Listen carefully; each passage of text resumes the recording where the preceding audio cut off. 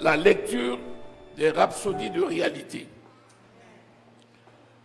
Nous sortons de Londres et nous sommes allés à une conférence internationale des pasteurs du monde entier qui sont affiliés dans une organisation qui s'appelle École internationale du ministère. Ça regroupe des ministres.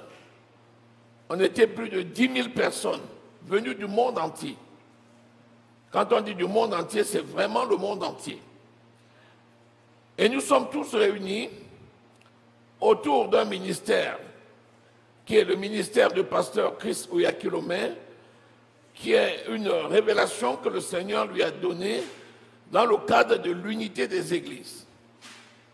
Et donc nous avons en commun un outil qui s'appelle la rhapsodie des réalités, qui est traduite aujourd'hui dans plus de 3000 langues dans le monde et qui est rendue accessible et disponible partout.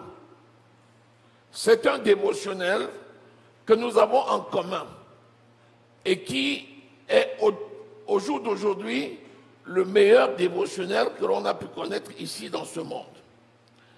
Nous avons le privilège de l'avoir, nous l'avons en ligne, nous l'avons en français, nous l'avons en anglais, mais nous l'avons aussi dans pratiquement toutes les langues. Nous allons en donner la lecture. Ce dévotionnel, c'est un outil qui va nous servir pour notre édification, mais qui peut nous servir aussi pour l'œuvre d'évangélisation, qui peut nous servir pour édifier les maisons, qui peuvent nous servir pour édifier notre entourage. C'est pourquoi cette lecture des rhapsodies sera faite par l'un d'entre les personnes qui jouent le rôle ici dans la modération. Je le fais aujourd'hui, maman pourra le faire, mais également tous les modérateurs, chacun selon sa programmation, saura tel dimanche la personne qui va nous donner la lecture des rhapsodies. Ces rhapsodies-là, on peut vous les envoyer dans vos boîtes mail. Ça veut dire que pour peu qu'on ait vos adresses, vous avez d'abord la rhapsodie en français et en anglais dans vos boîtes mail. Vous pouvez même prendre connaissance avant. Je vais même vous demander de vous inscrire sur le site de la rhapsodie en français ou en anglais, de manière à pouvoir recevoir au quotidien ces textes qui sont inspirés et qui vont nous aider beaucoup à grandir et à évangéliser aussi. Alléluia. Lorsqu'on donne la lecture des rhapsodies, tu dois avoir normalement un stylo et tu dois avoir normalement un carnet où tu prends les notes. Parce que chaque jour, il y a un thème.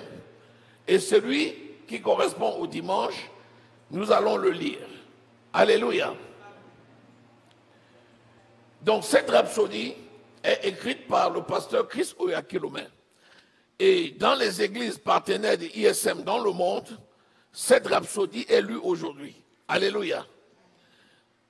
Le thème, c'est au-delà des capacités humaines. Vous savez, il y a ce que l'homme peut faire, selon la force de l'homme, selon la force de l'être humain. Mais au-delà de ces capacités humaines, il y a des possibilités que nous pouvons faire par le Saint-Esprit. 1 Corinthiens au chapitre 2, verset 4, nous dit ceci. Je crois que le texte va être diffusé.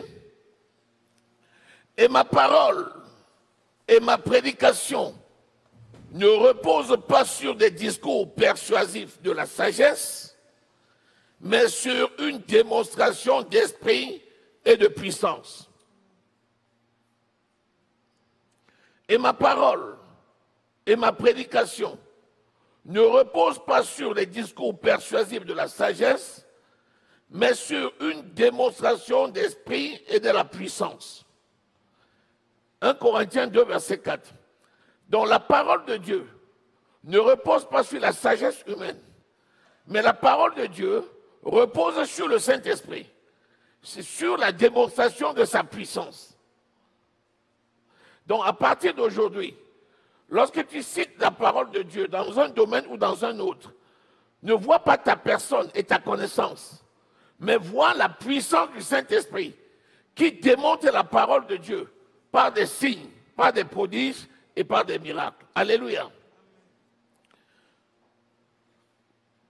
Que vous avez le don de parler ou que vous maîtrisiez les mots ne signifie pas que vous serez capable de persuader les pécheurs d'être sauvés ou de les amener à la justice.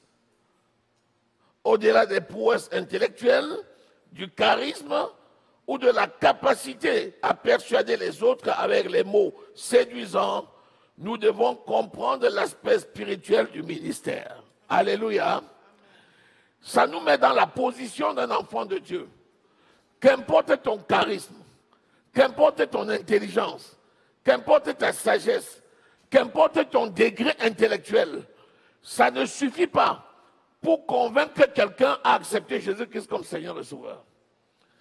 Tu dois laisser de côté toutes ces considérations-là.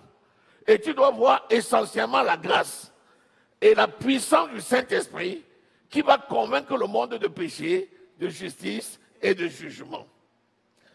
Être un chrétien efficace ou un ministre de l'Évangile n'a rien à voir avec vos capacités humaines. Vos capacités et compétences doivent être par l'Esprit. L'Esprit, par l'apôtre Paul, nous le dit clairement dans 2 Corinthiens 3, versets 5 à 6. Ce n'est pas à dire que nous soyons par nous-mêmes capables de concevoir quelque chose comme venant de nous-mêmes. Notre compétence, au contraire, vient de Dieu. Il nous a aussi rendus capables d'être ministres d'une nouvelle alliance, non de la lettre, mais de l'esprit. Car la lettre tue, mais l'esprit vivifie. Alléluia. À partir de là, nous comprenons. Notre efficacité ne vient pas de notre intellectuel, de nos capacités intellectuelles, de notre éloquence, de notre charisme. Ce n'est pas ça qui produit le changement dans la vie de quelqu'un. La seule chose qui produit le changement dans la vie de quelqu'un, c'est le Saint-Esprit. Alléluia. Donc le Saint-Esprit, c'est notre ami fidèle. C'est le compagnon sur lequel tu dois t'appuyer pour tout faire. Il n'y a rien que tu puisses faire sur cette terre si ce n'est pas le Saint-Esprit. Dis Amen.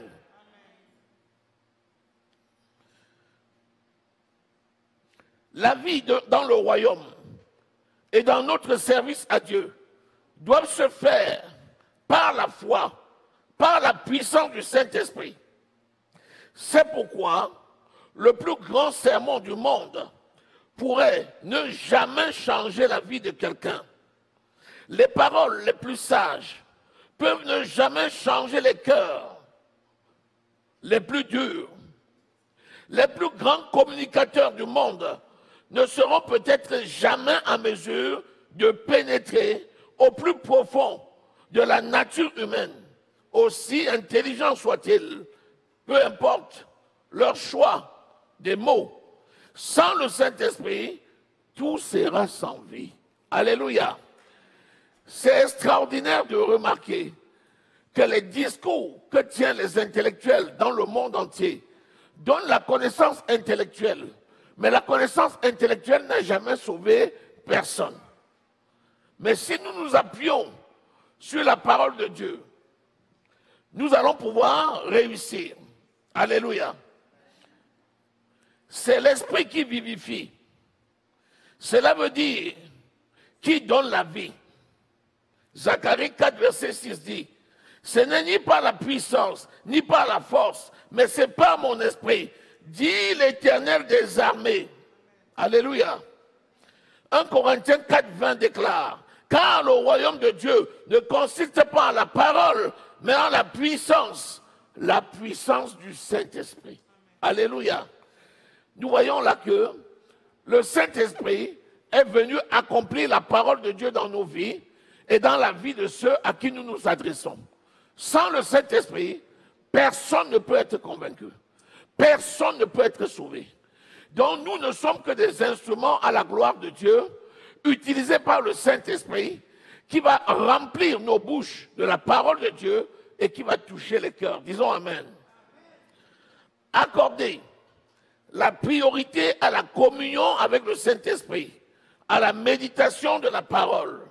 C'est là ce que vous vous familiariserez davantage avec lui pour connaître sa volonté, avec la puissance de marcher en conséquence et être un témoin efficace pour le Seigneur. Alléluia. Qu'est-ce que tu dois donc faire? Mener une vie de communion avec le Saint-Esprit. C'est la seule façon d'être efficace dans toutes les actions de ta vie. Alléluia. Béni soit le Seigneur. Est-ce que nous sommes là? Est-ce que nous avons compris? Nous pouvons résumer ça en disant tout simplement que ce soit ta propre vie, que ce soit l'évangélisation de tes proches, que ce soit la qualité de ta vie, que ce soit n'importe quoi que tu peux faire sur la terre, par ton intelligence personnelle, ta posture, ton éloquence, ton charisme, tu ne peux absolument rien. Mais par le Saint-Esprit, tu peux tout. Alléluia. Alléluia.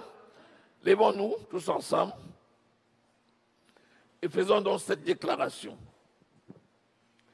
Disons ensemble, cher Père, merci d'avoir fait de moi un témoin efficace pour Christ. Merci d'avoir fait de moi un témoin efficace pour Christ. Ma compétence est née de toi pour prêcher les sagesses insondables les richesses insondables de Christ. Ma parole et mes paroles sont opérationnelles, efficaces, productives, fructueuses et pleines de grâce, et produisent la justice dans les cœurs du pécheur, les amenant à la vérité et à la connaissance exacte de ton amour, au nom de Jésus-Christ. Amen. Acclamons très fort l'Éternel des armées. Alléluia. Amen.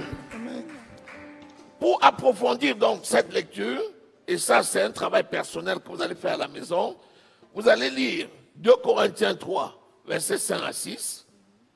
Vous allez lire Philippiens 4, verset 13. Je puis tout par celui qui me fortifie. Vous allez lire également 1 Corinthiens 2. Alléluia. Non, vous allez prendre les deux références.